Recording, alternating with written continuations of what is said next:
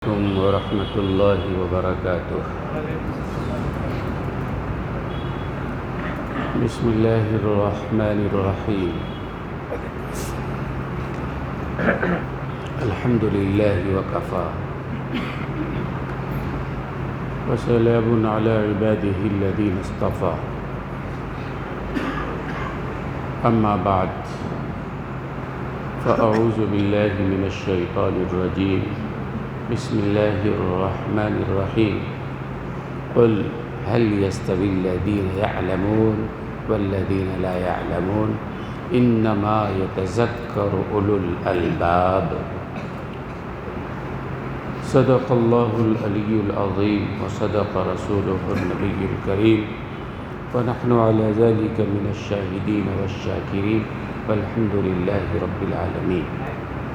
رب اشرح لي صدري ويسر لي أمري واحلل عقدة من لساني يفقهوا قولي.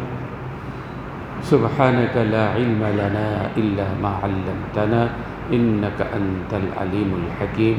اللهم رب زدني علما. اللهم إنا نسألك علما نافعا. اللهم جنبنا الفواحش والمعاصي والخطايا والزلل ما ظهر منها وما بطن. محترم بزرگوں اور عزیز دوستوں، آج بھی اسی موضوع پر بات کرنا ہے جس موضوع پر پچھلے کئی جمعہ سے بات ہو رہی ہے، اور آج انشاءاللہ آخری کڑی ہوگی. کئی جمعوں سے جو عرض کر رہا ہوں اس کا خلاصہ، اور سب کا خلاصہ ایک ہی ہے: دین جن واسطوں سے ہمیں مل رہا ہے ان واسطوں کا احترام لازم ہے. ان واسطوں پر اعتماد ہمارے لیے بے انتہا ضروری ہے. یہ بنیادی چیز ہے. جن ذرائع سے، جن افراد سے، جن واسطوں سے علم دین آپ تک پہنچ رہا ہے، ان واسطوں کا، ان ذرائع کا، ان افراد کا اعتماد کرنا، احترام کرنا لازم اور ضروری ہے. پوری توجہ سے انشاءاللہ سنیں گے نا، عمل کی نیت سے سنیں گے انشاءاللہ. اللہ ہمیں بھی آپ کو بھی عمل کی توفیق عطا فرمائے. میں آج قرآن کریم کی یہ آیت جو میں نے خطبہ میں تلاوت کی ہے، گزشتہ جمعہ بھی میں نے تلاوت کی تھی، لیکن موقع نہیں ملا تھا کہ اس آیت کی تشریح کریں. آج اس آیت کی میں بڑے اطمینان سے، سنجیدگی سے، پوری ذمہ داری کے ساتھ اس کی تشریح کرنا چاہتا ہوں، اور آپ حضرات سے گزارش ہے کہ آپ حضرات پوری توجہ کے ساتھ سنیں، پوری ذمہ داری کے ساتھ اور عمل کی نیت کے ساتھ، کہ اللہ تعالی ہم سب کو عمل کی توفیق عطا فرمائے. اس کہنے کا، سننے کا، واعظ کا، بیان کا مقصد تو یہی ہے نا کہ ہمارے اندر اصلاح ہو جائے، ہمارے اندر اعمال کا جذبہ پیدا ہو جائے، غلط باتوں سے ہم رک جائیں، جن چیزوں کو ہم نے اپنی انا سمجھ رکھا ہے ان سے ہم باز آ جائیں. حضرت ابو ہریرہ، میں اس حدیث کی، اس آیت کی تشریح بعد میں کروں گا، ایک حدیث یاد آ گئی، وہ سنیے. حضرت ابو ہریرہ رضی اللہ تعالی عنہ کہتے ہیں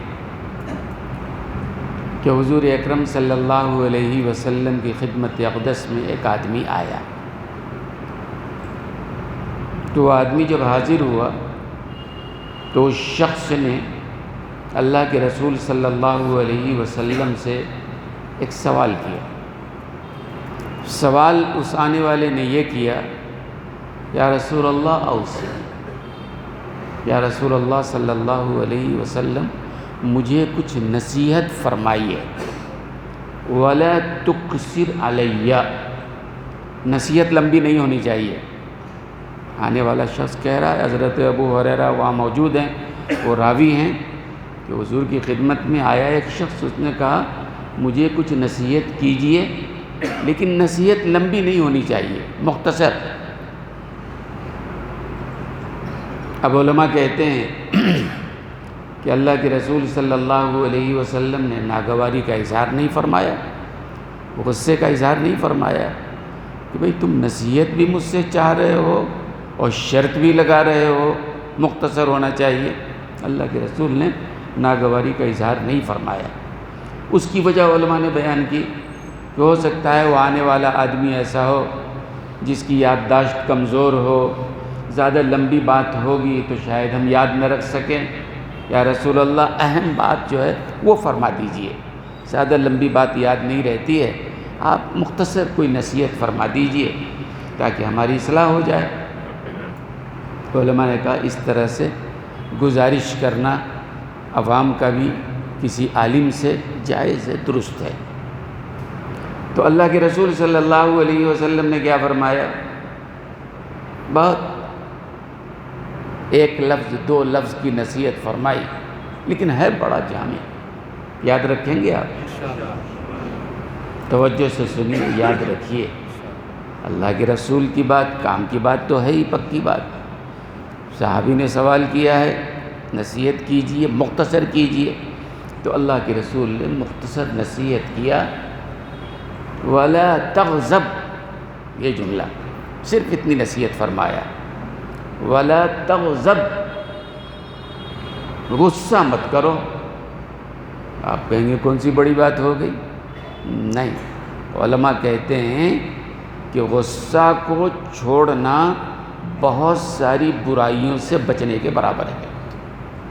جس آدمی کی طبیعت میں غصہ ہوتا ہے نا، بہت ساری برائیوں میں مبتلا ہوتا ہے۔ جس نے غصہ کو چھوڑ دیا بہت ساری برائیوں سے بچ جاتا ہے۔ اور آدمی جب غصہ کرتا ہے نا، غصے کی وجہ کیا ہوتی ہے؟ علماء نے لکھا غصے کی اصل وجہ کبر ہوتا ہے۔ جس آدمی میں تکبر کا مادہ ہوگا وہ غصہ زیادہ کرے گا۔ غصہ تکبر کی وجہ سے، ہم بڑے ہیں نا، ہماری بات نہیں مانا، ہماری مرضی کے خلاف کام کر دیا، اس کی کیا حیثیت ہے، ہم مالک ہیں، ہم آنر ہیں، ہم فلاں ہیں۔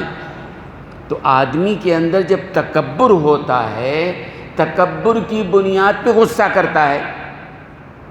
کوئی نوکر اپنے مالک پہ غصہ نہیں کرتا ہے چونکہ جانتا ہے تکبر کا موقع نہیں ہے۔ مالک کرتا ہے چونکہ اپنے آپ کو بڑا سمجھتا ہے۔ عہدے دار تکبر کرتا ہے، سمجھتا ہے کہ یہ ہمارے ملازم ہیں، میں عہدہ رکھتا ہوں۔ تو غصہ اصل میں آتا ہے تکبر کی وجہ سے، اور تکبر اتنا بڑا جرم، اتنا بڑا گناہ ہے کہ اس آسمان و زمین میں سب سے پہلا جرم اور گناہ جو ہوا ہے تکبر کا گناہ ہوا ہے۔ یاد ہے نا اللہ نے ابلیس سے کہا تھا سجدہ کرو، تو ابلیس تکبر میں آ گیا، میں آدم کو سجدہ نہیں کر سکتا، آدم ہم سے کمتر ہے، ہم برتر ہیں۔ آدم کو مٹی سے بنایا، مجھ کو آگ سے بنایا، میری فطرت میں بلندی ہے اور آدم کی فطرت میں پستی ہے، میں نہیں کرتا۔ تو وہ انکار بھی جو تھا تکبر کی وجہ سے تھا۔ غصہ جہاں کہیں بھی ہوگا تکبر کی وجہ سے ہوگا، اندر تکبر ہے، تو آدمی جب غصے سے بچے گا تکبر سے بچ جائے گا۔ غصہ حسد کی وجہ سے بھی آتا ہے۔ ہمارا پڑوسی آگے بڑھ گیا، ہم پیچھے رہ گئے، ہمارا بھائی رشتہ دار آگے بڑھ گیا، ہم پیچھے رہ گئے، کچھ کر تو سکتا نہیں، اس کو دل ہی دل میں کڑ رہا ہے، حسد کر رہا ہے۔ تو غصہ مت کرو جو اللہ کے رسول نے فرمایا۔ اگر کوئی آدمی اس حدیث پہ عمل کرتا ہے سینکڑوں گناہوں سے اپنے آپ کو بچاتا ہے۔ غصہ تکبر کی وجہ سے، ذہن میں رکھ لیجئے بات۔ اگلی بات میں کروں گا تو بات سمجھ میں آئے گی۔ یہ آیت کریمہ جو میں نے تلاوت کی ہے، اس آیت میں اللہ نے علماء کا مقام بیان کیا ہے۔ اللہ نے بیان کیا، قرآن کی آیت ہے تو اللہ نہیں اتارا ہے نا، علماء نے تو نہیں اتارا ہے نا، اللہ نے نازل کیا ہے۔ اور اس آیت میں اللہ نے علماء کے شان اور مقام کو بیان کیا ہے۔ پوری توجہ سے سنیں تو بات سمجھ میں آئے گی۔ 4 الفاظ ایسے ہیں اس آیت میں جس سے اللہ نے علماء کی اہمیت کو بیان کیا۔ قرآن کی دوسری آیتوں میں بھی ہے، لیکن میں اس آیت کو سمجھانا چاہتا ہوں۔ سب سے پہلا لفظ ہے قل۔ اللہ جو آیت کو شروع کر رہے ہیں کہاں سے کر رہے ہیں؟ قل۔ یہ قل اصل میں کوئی بہت اہم بات کا اعلان کرنا ہوتا ہے تو شاہی اعلان جیسے ہوتا ہے، مقاصد مہمہ ہے، بڑی اہمیت والا کام، وہاں لفظ قل کا استعمال کیا جاتا ہے۔ جیسے دنیا میں بھی حکومتیں ہوتی ہیں، روزانہ کچھ نہ کچھ قانون بنتا رہتا ہے، اعلان ہوتا رہتا ہے، لیکن کوئی اہم قانون اگر ہو، اہم اعلان ہو تو بڑے شاہانہ انداز میں کیا جاتا ہے۔ ملک میں جنگ کے حالات ہو گئے، اب بڑے اہتمام کے ساتھ اس کا اعلان حکومت کرتی ہے۔ مثلا نوٹ بندی کرنا ہے، بڑے اہتمام کے ساتھ۔ جی ایس ٹی نافذ کرنا، بڑے اہتمام سے رات کے 12 بجے اعلان ہو رہا ہے۔ یہ مثال سمجھانے کے لیے میں دے رہا ہوں۔ ایسی اللہ نے قرآن کریم میں جو اہم ترین باتیں ارشاد فرمائی اس کا قل سے ابتدا کیا، جیسے قل هو اللہ احد، بڑی اہم بات ہے۔ اللہ ایک ہے، اللہ ایک ہے، اللہ بے نیاز ہے، اللہ بے نیاز ہے۔ یہ معمولی بات نہیں ہے، توحید کی جڑ ہے، شرک کی جڑ کٹ جاتی ہے۔ اللہ ایک ہے، کوئی اس کا شریک نہیں، نہ وہ کسی سے پیدا ہوا ہے نہ اس سے کوئی پیدا ہوا ہے۔ اللہ نے قل سے شروع کیا ہے نا۔ تو اس آیت میں بھی لفظ قل، اللہ نے کہا قل حل، تو قل کا لفظ بتا رہا ہے کہ اللہ نے بڑے اہتمام کے ساتھ، بڑی اہمیت کے ساتھ، شاہانہ انداز میں، بڑا زور دے کر کہ لوگوں کی توجہ ہونی چاہیے، قل اے نبی بتلا دیجئے، اعلان کر دیجئے، اہتمام کے ساتھ اللہ بیان فرما رہے ہیں۔ تو پہلی بات تو یہ ہوئی کہ لفظ قل وہاں لایا جاتا ہے جب کوئی بڑا اہم اعلان اللہ کو کرنا ہوتا ہے۔ تو آپ سمجھ سکتے ہیں اس آیت میں جو بات اللہ کہنے جا رہے ہیں لفظ قل کے ذریعے شروع کر رہے ہیں، اے نبی آپ بتلا دیجئے، اعلان کر دیجئے۔ تو پہلی بات ذہن میں رکھیے، اس آیت کے مضمون کو شروع کرنے سے پہلے اللہ نے قل بتلا دیجئے، شاہانہ اعلان، بادشاہ کا طریقہ، بادشاہی اعلان اللہ کی طرف سے اہمیت کے ساتھ، لوگ توجہ دیں۔ اس کے بعد نمبر 2 پہ حل کا لفظ ہے، قل حل۔ قل کو آپ نے سمجھ لیا، حل کو سمجھیے۔ حل کیا ہے؟ حل اصل میں استفہام کے لیے، استفہام کا مطلب سوال کے لیے ہوتا ہے۔ کسی بات کو پوچھنا ہو کسی سے، کیا بھئی تم نے کھانا کھایا، بھئی تم نے فلاں کام کیا، تم نے نماز پڑھا، سوال کرنے کے لیے ہوتا ہے۔ تو حل کا لفظ عربی زبان میں جو ہے وہ استفہامی انکاری کے لیے استعمال کیا جاتا ہے۔ استفہامی انکاری کیا ہے؟ یعنی کسی بات سے انکار کرنے کے لیے ہے، سوال کا انداز، لیکن انکار کے لیے ہوتا ہے، ایسا نہیں کرنا چاہیے۔ تو حل کا لفظ ہے، مطلب اللہ تعالیٰ نے، اور مفسرین محدثین فرماتے ہیں کہ یہاں جو حل کا لفظ استعمال ہوا ہے استفہام انکاری کے لیے ہے، اور استفہام انکاری اصل میں کبھی کبھی ڈانٹنے کے لیے ہوتا ہے۔ تو اللہ تعالیٰ گویا کہ ڈانٹ پلا رہے ہیں۔ کس کو ڈانٹ پلا رہے ہیں؟ آگے جو مضمون بیان کرنے جا رہے ہیں اللہ، هل يستوي الذين يعلمون والذين لا يعلمون، یہ ایک مضمون ہے، یعنی عالم اور غیر عالم برابر نہیں ہو سکتا ہے۔ یہ اللہ کہہ رہے ہیں کہ جو عالم ہیں جس کے پاس دین کا علم ہے، اور دوسرا وہ جس کے پاس دین کا علم نہیں ہے، اگرچہ وہ پوری دنیا کا تنے تنہا بادشاہ کیوں نہ ہو، عالم کے مقابلے میں نہیں ہو سکتا ہے۔ اعلان کس کی طرف سے ہو رہا ہے؟ اللہ کی طرف سے ہو رہا ہے۔ حل کا لفظ لایا گیا ہے۔ علامہ تفتازانی رحمۃ اللہ علیہ فرماتے ہیں کہ اصل میں اللہ نے ڈانٹ پلانے کے لیے حل کا لفظ استعمال کیا ہے۔ ان لوگوں کو اللہ ڈانٹ رہے ہیں جو عالم اور غیر عالم کو برابر کا درجہ دیتے ہیں۔ آج تو برابر کا بھی درجہ نہیں دیتے ہیں، ہے نا بھائی؟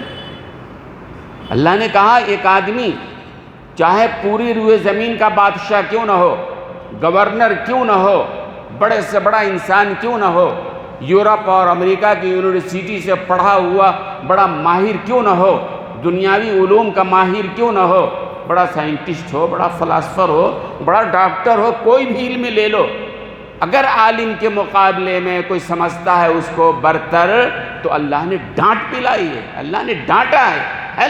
کیا تم ایسا کر رہے ہو کہ عالم اور غیر عالم برابر ہو سکتا ہے؟ جن کے پاس علم دین ہے وہ اور جن کے پاس علم دین نہیں ہے دونوں برابر ہو سکتے ہیں؟ نہیں، استفہام انکاری، ایسا نہیں ہو سکتا ہے، اور ایسا جو سمجھتا ہے اللہ نے ڈانٹا ان کو، ڈانٹ پلائی۔ آگے کیا فرمائے؟ یعلمون والذین لا یعلمون، جو جاننے والے ہیں اور جو نہیں جاننے والے ہیں دونوں برابر نہیں ہو سکتے ہیں۔ کوئی کہے گا کیا جاننے والے کیا نہیں جاننے والے، اس کو اللہ نے بیان نہیں کیا، صرف کہا یعلمون جو جاننے والے ہیں، لا یعلمون جو نہیں جاننے والے ہیں، دونوں برابر نہیں ہو سکتے ہیں۔ اللہ نے تذکرہ ہی نہیں کیا علم دین کی بات، کہ علم دنیا کی بات، اس کا تذکرہ نہیں کیا، صرف کہا جو جاننے والے ہیں جو نہیں جاننے والے ہیں۔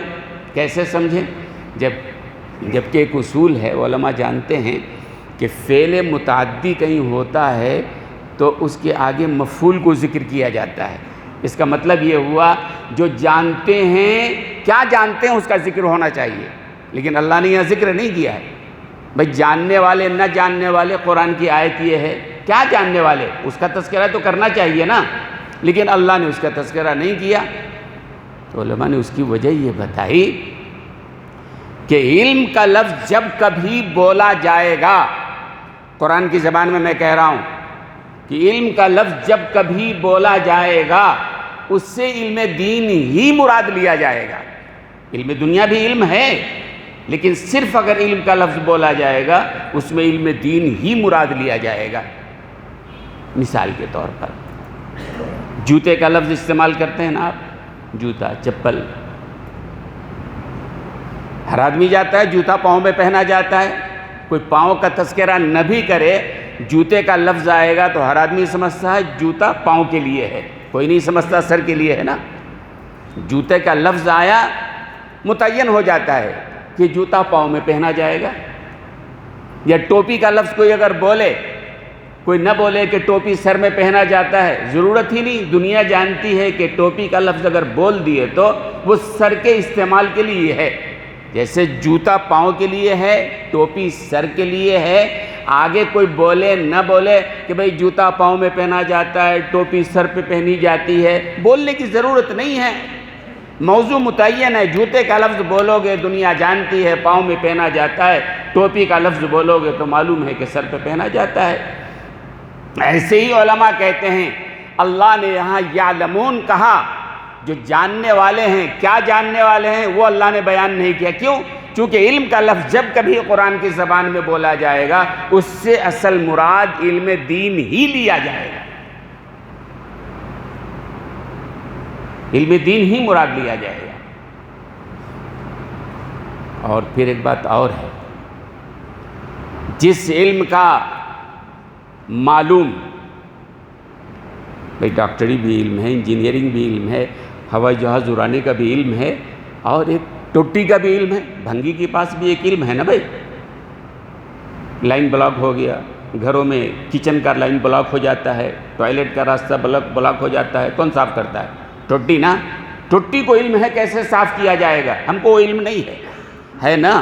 تو ایک علم بھنگی کے پاس بھی ہے کیسے لائن کو کلیئر کیا جائے گا، اور ایک علم وزیر اعظم کو بھی ہے کہ ملک کیسے چلایا جائے گا، علم اس کے پاس بھی ہے نا بھائی۔ مملکت کو، ملک کو کیسے چلانا ہے اس کا علم وزیر اعظم کے پاس ہے، صدر مملکت کے پاس ہے، ایک علم اس کے پاس بھی ہے، ایک علم ڈاکٹر کے پاس بھی ہے، ایک علم انجینئر کے پاس بھی ہے، اور ایک علم بھنگی کے پاس بھی ہے۔ سب کو آپ برابر کر دو گے؟ بھنگی کے پاس بھی علم ہے بھائی، یہ بھی علم رکھتا ہے، ڈاکٹر بھی علم رکھتا ہے، وزیر اعظم ملک کو چلاتا ہے وہ بھی علم رکھتا ہے۔ نہیں، برابر نہیں رکھو گی۔ کیوں؟ اس لیے کہ جس علم کا معلوم بلند ہوگا وہ علم بلند ہوگا، اور جس علم کا معلوم پست ہوگا وہ علم بھی پست ہوگا۔ وزیر اعظم مملکت کو چلاتا ہے، یہ علم بلند ہے تو ظاہر ہے اس کا مقام بلند سمجھا جائے گا۔ اور بھنگی کا علم جو ہے اس کا جو معلوم ہے پست ہے، لہذا اس کا علم بھی پست سمجھا جائے گا۔ تو جب یہ بات سمجھ میں آ گئی آپ کے، تو یہ عالم دین جو قرآن کا علم رکھنے والا ہے، جو حدیث کا علم رکھنے والا ہے، دنیا کے علم اس کو نہیں ہے۔ دنیا کا علم ایک عالم کے پاس نہیں ہے، وہ انجینئر نہیں، ڈاکٹر نہیں، فلاسفر نہیں، سائنٹسٹ نہیں، پائلٹ نہیں، دنیا کا علم اس کے پاس نہیں ہے۔ دین کا علم ہے، قرآن کا علم ہے۔ کیا آپ سمجھیں گے؟ آپ ظاہر سی بات ہے اللہ کی نگاہ میں دنیا تو پاخانہ کے برابر بھی نہیں ہے، یہ حدیث میں صاف صاف ہے۔ دنیا، پوری دنیا جو ہے اور دنیا کے اندر جو چیزیں ہیں، اللہ نے کہا مکھی کے پر کے برابر بھی نہیں ہے۔ تو دنیا کا علم ایک طرف رکھو، دین کا علم ایک طرف، قرآن کا علم ایک طرف۔ تو اللہ نے فرمایا کہ جو دین کا علم رکھتے ہیں، قرآن کا علم رکھتے ہیں، جن ذریعوں سے تم تک قرآن اور حدیث کا علم پہنچتا ہے، وہ اصل میں قابل احترام ہیں، وہ اونچے ہیں، وہ بلند ہیں، بلند ہیں۔ اچھا جناب، حیات مولانا افغانی صاحب نے رحمۃ اللہ علیہ انتقال فرما گئے۔ ایک دفعہ حضرت نے تقریر فرمائی، علماء کے مقام کو بیان فرما رہے تھے، اور اتفاق کی بات ہے کہ اس مجمع میں گورنر بھی موجود تھا، مسلمان گورنر تھا، وہ بھی موجود تھا، بڑے بڑے لوگ تھے، گورنر صاحب آ گئے تو بڑے بڑے لوگ بھی آ گئے۔ حضرت نے علماء کے مقام کو بیان کیا کہ علماء کا بڑا مقام ہے اور ان کا احترام ہے، اللہ نے کہا ہے۔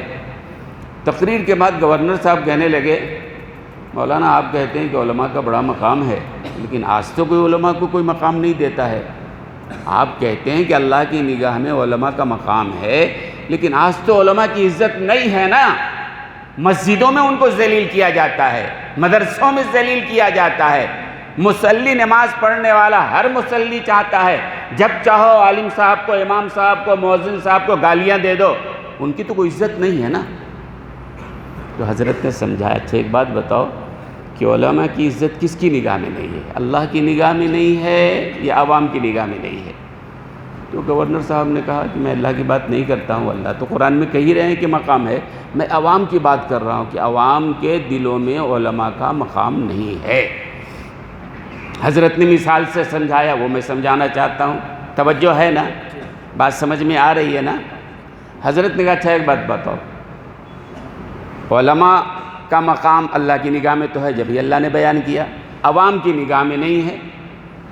اب بتاؤ، انہوں نے پوچھا کہ گورنر صاحب ایک بات بتائیے، ایک آدمی ہے جو ملک کا صدر اور ملک کا وزیر اعظم اس کی بڑی عزت کرتا ہے، بڑا احترام کرتا ہے، کوئی آدمی ملک کا صدر ہے، ملک کا وزیر اعظم ہے، اس کا بڑا احترام، بڑی عزت کرتا ہے، لیکن اسی آدمی کے گھر کے سامنے فٹ پاتھ پہ بیٹھا ہوا موچی جو ہے اس کو گالیاں دیتا ہے، یعنی اس آدمی کی کوئی عزت نہیں کرتا ہے۔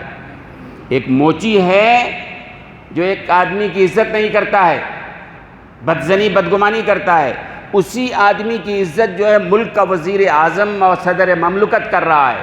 حضرت نے پوچھا وہ آدمی عزت والا ہوگا نہیں ہوگا؟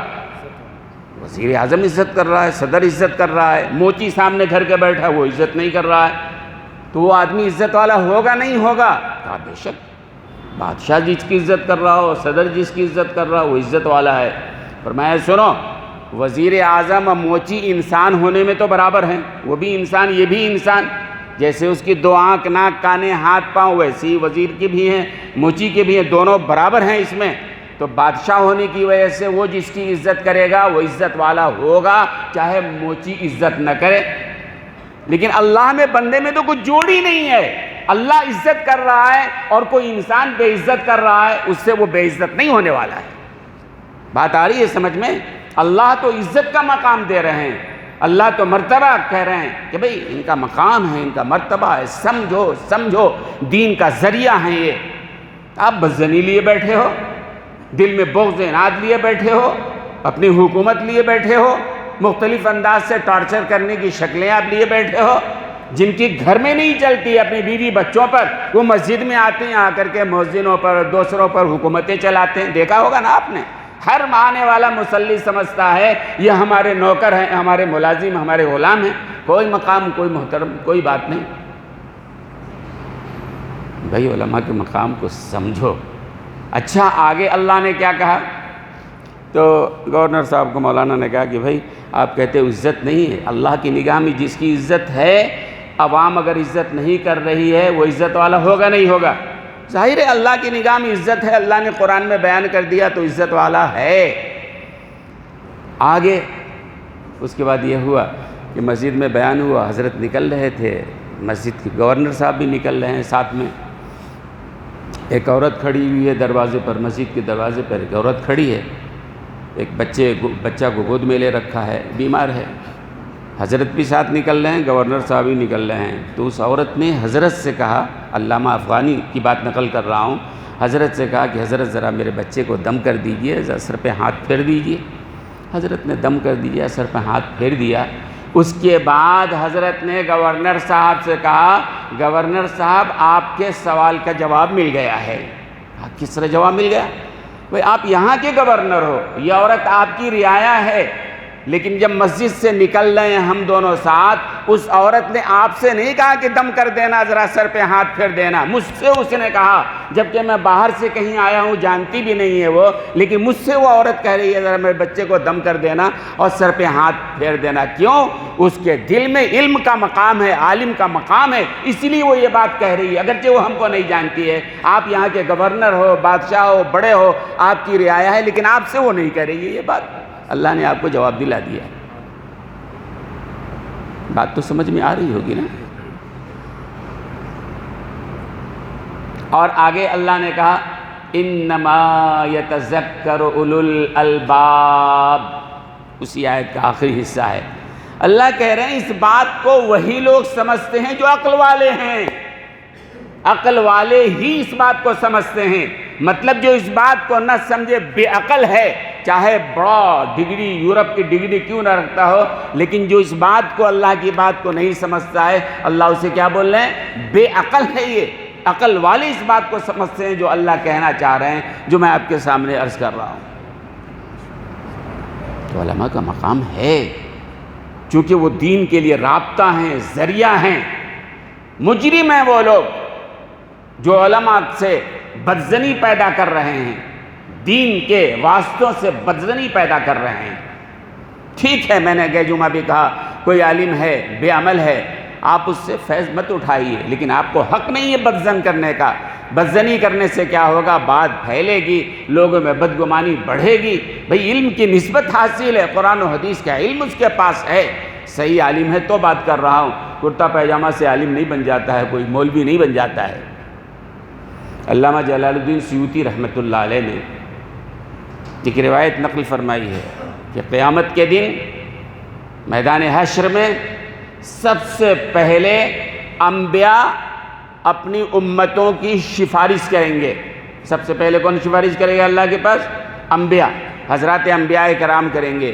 انبیاء کرام کے بعد علماء کرام سفارش کریں گے، بعد میں شہداء کا نمبر آئے گا۔ یہ علامہ سیوطی رحمۃ اللہ علیہ نے روایت نقل کی ہے، قیامت کے دن پہلے انبیاء سفارش کریں گے، اور انبیاء کی سفارش کے بعد علماء سفارش کریں گے، علماء کے بعد شہداء اور صالحین سفارش کریں گے۔ واضح طور پر یہ بات ہے کہ علماء کا مقام ہے، اور کیوں ہے؟ اس کی وجہ یہ ہے کہ آج نہیں، ہر زمانے میں فتنے اٹھتے رہے ہیں، ہر زمانے میں دین کے خلاف دشمنان دین پیدا ہوتے رہے ہیں، ہر زمانے میں یہ ہوتا رہا ہے۔ ان فتنوں سے مقابلہ کون کرنے والا ہے؟ دشمنان دین آئے، دشمنان صحابہ آئے، قادیانی آئے، پرویزی آئے،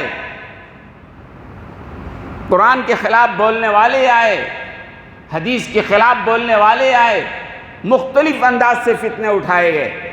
فتنوں کا مقابلہ کون کرتا ہے بھائی؟ یہ علماء ہیں، ہر فتنے کے لیے آگے بڑھ کر مقابلہ کرتے ہیں۔ اگر علماء نہ ہوتے تو دین کو صحیح شکل میں سمجھنا مشکل ہے۔ مثال میں دینا چاہتا ہوں، قرآن کریم میں سورہ لقمان کی آخری آیت ہے، ان اللہ عندہ علم الساعہ وینزل الغیث ویعلم ما فی الارحام وما تدری نفس ماذا تکسب غدا وما تدری نفس بأی ارض تموت۔ 5 باتوں کا اللہ نے سورہ لقمان کی آخری آیت میں ذکر کیا ہے۔ اس میں ایک بات ہے یعلم ما فی الارحام، ماں کے پیٹ میں کیا ہے، مادر رحم میں کیا ہے، صرف اللہ ہی جانتا ہے۔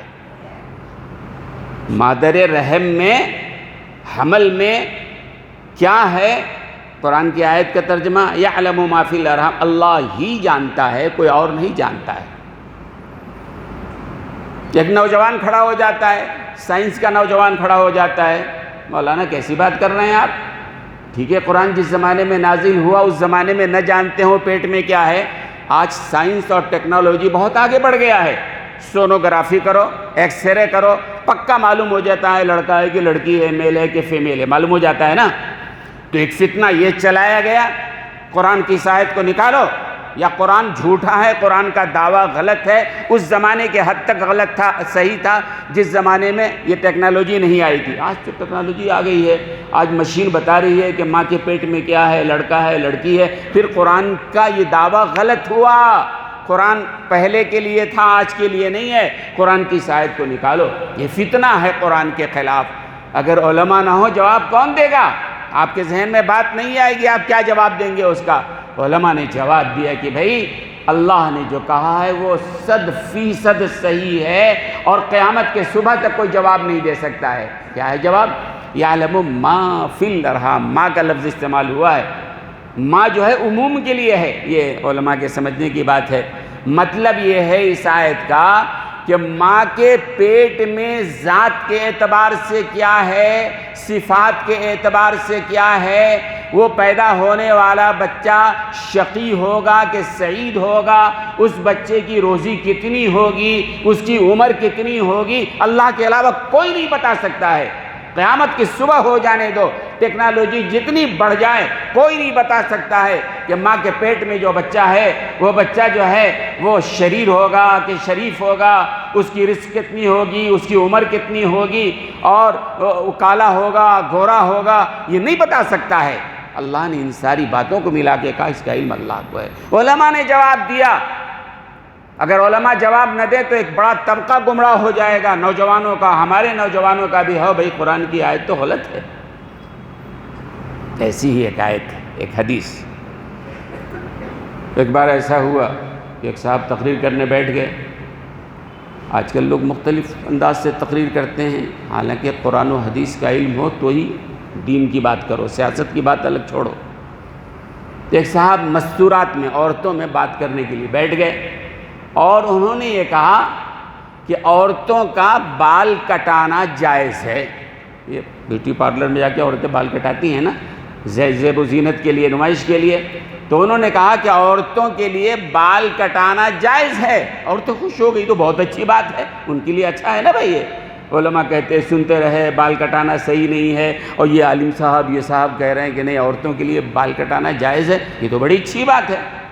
کسی نے پوچھا دلیل، انہوں نے کہا بخاری سے میں حدیث پیش کرتا ہوں، بخاری میں ہے، بخاری کی روایت۔ بخاری کا نام بہت سارے لوگ لیتے ہیں بڑے زور سے، کہنے لگے بخاری میں روایت ہے کہ امیر معاویہ نے جب اپنے بیٹے یزید کو تخت نشین کرنا چاہا تو ایک میٹنگ بلائی۔ اس میٹنگ کے لیے حضرت عبداللہ ابن عمر کو بھی دعوت ملی۔ حضرت عمر رضی اللہ تعالیٰ عنہ کا تو انتقال ہو گیا تھا، پہلے کی بات ہے۔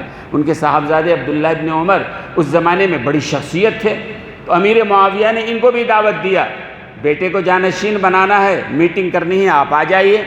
اب حضرت عبداللہ ابن عمر پریشانی میں پڑ گئے، اس میٹنگ میں ہم کو جانا چاہیے نہیں جانا چاہیے، یزید کو بادشاہ بنانے کی بات چل رہی ہے، مناسب رہے گا نہیں رہے گا۔ تو حضرت عبداللہ ابن عمر، یہ بخاری میں ہے، یہ حضرت عبداللہ ابن عمر کہتے ہیں میں اپنے آپا جان کے گھر گیا۔ آپا جان کون؟ ام المومنین حضرت حفصہ، جو حضرت عمر رضی اللہ تعالیٰ عنہ کی صاحبزادی ہیں، رسول اللہ کی زوجہ مطہرہ ہیں، تو حضرت عبداللہ ابن عمر کی بہن ہوئی۔ تو عبداللہ ابن عمر کہتے ہیں کہ میری آپا جان بڑی ہیں، رسول اللہ کی زوجہ مطہرہ ہیں، سرکار کا تو وصال ہو چکا ہے، تو میں نے سوچا اس میٹنگ میں ہم کو جانا چاہیے نہیں جانا چاہیے، آپا جان سے چل کے ذرا معلوم کر لیتے ہیں۔ حضرت عبداللہ ابن عمر کہتے ہیں میں جب گیا وہاں تو میں نے دیکھا کہ ہماری بہن جو آپا جان حضرت حفصہ ہیں، وہ غسل کر کے غسل خانے سے نکل رہی تھیں، نوساتھا ینتفو، اور ان کے کٹے ہوئے بال سے پانی ٹپک رہا تھا۔ کٹے ہوئے بال سے پانی ٹپک رہا تھا۔ اس سے مقرر صاحب نے استدلال کر لیا کہ حضرت حفصہ نے جب بال کٹا رکھا تھا تو عورتوں کے لیے بال کٹانا جائز ہوگا، جب بھی تو رسول اللہ کی اہلیہ محترمہ بال کٹا رہی ہیں۔ یہ دلیل پیش کر دیا، بیان کر دیا۔ علماء کو معلوم ہوا، علماء حق کھڑے ہوئے، ارے بھائی بخاری میں ہے یہ روایت کہ حضرت حفصہ کے بال کٹے تھے، کٹے کیوں تھے یہ تو معلوم کرو نا۔ ایک بال کٹ کرانا ہے زیب و زینت کے لیے، حضرت حفصہ نے بال کیوں کٹ کرایا؟ تو شرائع حدیث نے باضابطہ لکھا ہے کہ حضرت حفصہ کے جو بال کٹے ہوئے تھے اس کی وجہ یہ تھی اتنی کثرت سے عمرہ کرتی تھی۔ کوئی چاہے تو دن میں 2 عمرہ بھی کر سکتا ہے، روزانہ کر سکتا ہے، وہیں کے رہنے والی ہیں۔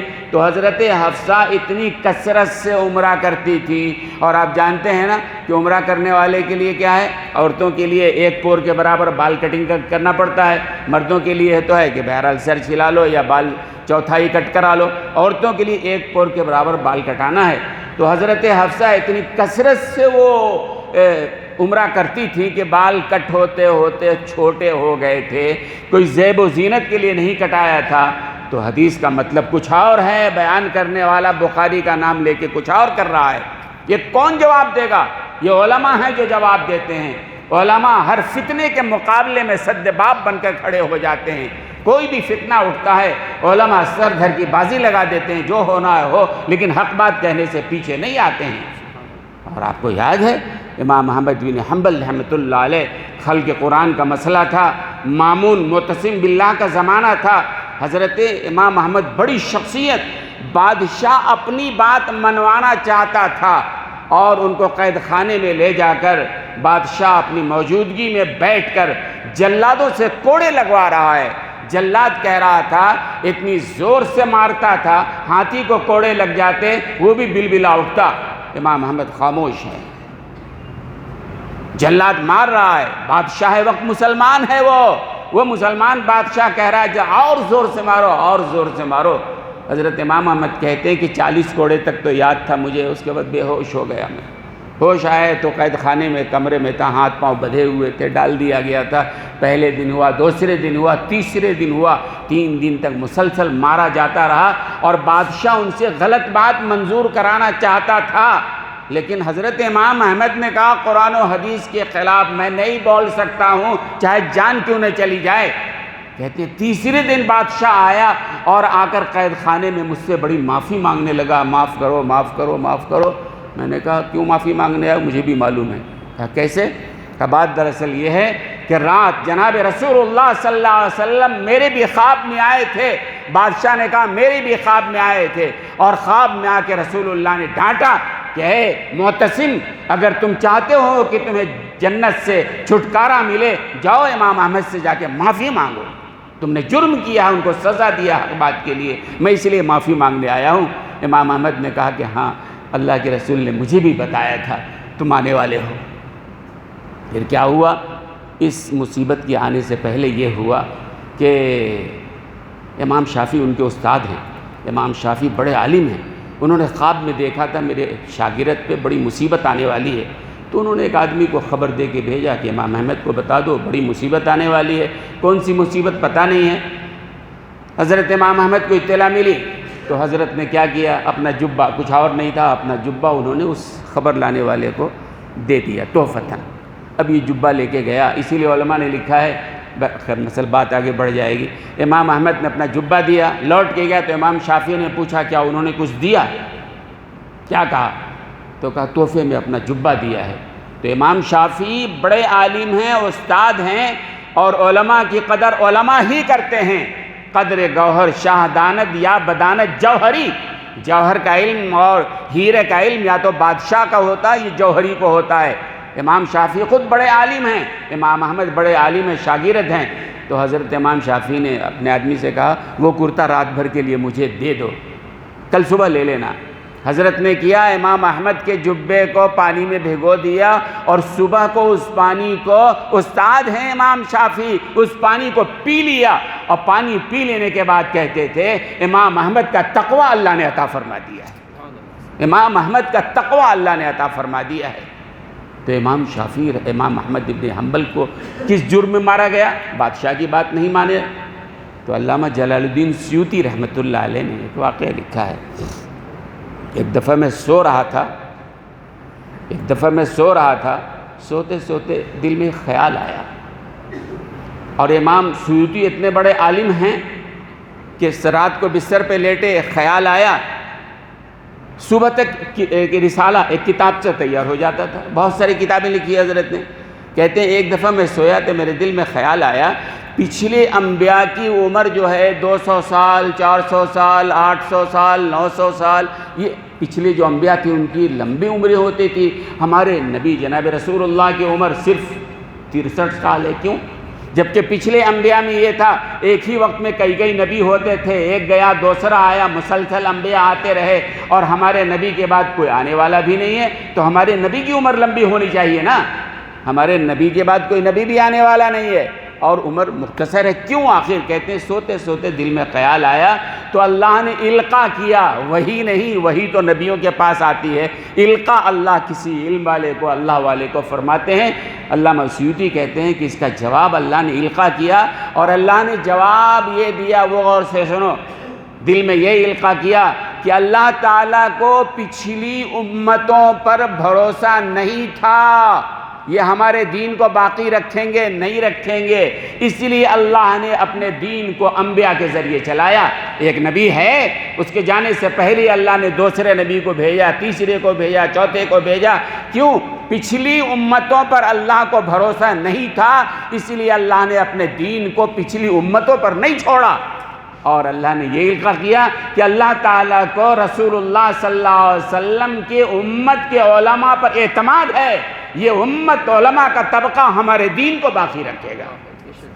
دل میں خیال آیا، القاء اللہ نے کیا کہ رسول اللہ صلی اللہ علیہ وسلم سے اللہ نے کہا اے نبی مختصر وقت کے لیے آپ ٹھوس محنت کر کے آ جائیے، باقی امت کو ہے، اس امت کے علماء جو ہے سنبھال لیں گے. کبھی کوئی فتنہ اٹھے گا یہ علماء سر سے کفن باندھ کے سامنے آ جائیں گے، حفاظت کریں گے.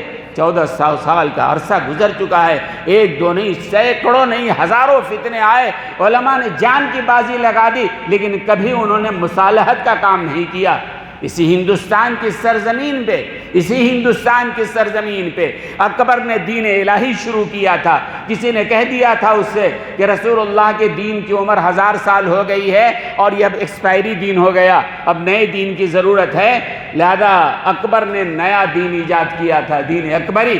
اس کے مسئلے الگ تھے، خنزیر حلال ہے، یہ حلال ہے، بکرا حرام ہے، فلاں حرام ہے، مسجد میں بھی جاؤ، مندر میں بھی جاؤ. اس نے نیا دین بنایا تھا. اس زمانے میں بڑے بڑے علماء تھے، خاموش رہ گئے. بادشاہ کی طاقت کے سامنے کون بولے گا؟ لیکن شیخ سرہندی حضرت مجدد الفسانی رحمت اللہ علیہ نے بادشاہ وقت کی آنکھوں میں آنکھیں ڈال کے کہا یہ غلط ہے جو تو کہہ رہا ہے، یہ بالکل حرام ہے، غلط ہے. بادشاہ اپنے آپ کو سجدہ کراتا تھا. اور علماء لکھتے ہیں کہ یہ دین اکبری جو شروع کیا تھا اکبر بادشاہ نے، اتنا بڑا فتنہ تھا کہ لوگ سوچ رہے تھے کم سے کم ہندوستان کی سرزمین پر دین اسلام باقی نہیں رہے گا، اسلام کا چراغ گل ہو جائے گا. بڑے زور سے بادشاہ تحریک چلا رہا ہے نا کہ بھائی سجدہ کرنا حلال ہے بادشاہ کو، فلاں حلال ہے، مسجد مندر سب ایک ہے. تو علماء کہتے تھے ایسا لگتا تھا کہ شاید اسلام اس ملک میں باقی نہیں رہ پائے گا. لیکن اللہ نے کس کو کھڑا کیا؟ حضرت مجدد الفسانی کو کھڑا کیا، اور ان کے ساتھ بڑے اذیتوں کا معاملہ ہوا. گوالیار کے جیل میں ان کو ڈالا گیا، بڑی سزائیں دی گئی. لیکن حضرت مجدد الفسانی نے کہا چاہے جو ہو جائے لیکن اسلام یہ ہے جو میں کہہ رہا ہوں، قرآن کا حکم یہ ہے، تم نے جو دین احمدی، دین اکبری شروع کیا ہے وہ غلط ہے. میں یہ کہنا چاہ رہا ہوں کہ ہر زمانے میں علماء نے مقابلہ کیا ہے اور آج بھی کر رہے ہیں اور قیامت تک یہ کرتے رہیں گے، کسی باطل کو موقع نہیں دیں گے. اسلام کی حفاظت کل بھی علماء کرتے رہے ہیں، آج بھی کریں گے، قیامت تک انشاءاللہ کرتے رہیں گے. اسی لیے اللہ نے کہا یہ دین کا واسطہ ہیں، دین کا ذریعہ ہیں. اگر ان کو تم نے مشکوک بنا دیا، ان سے بدظن ہو گئے، دین مشکوک ہو جائے گا، دین مجروح ہو جائے گا. اور دشمن کی کوشش یہی ہے کہ یہ کام.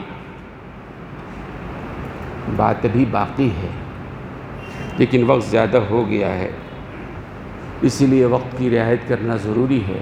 انشاءاللہ آئندہ عرض کروں گا. وآخر دعوانا الحمدللہ رب العالمین.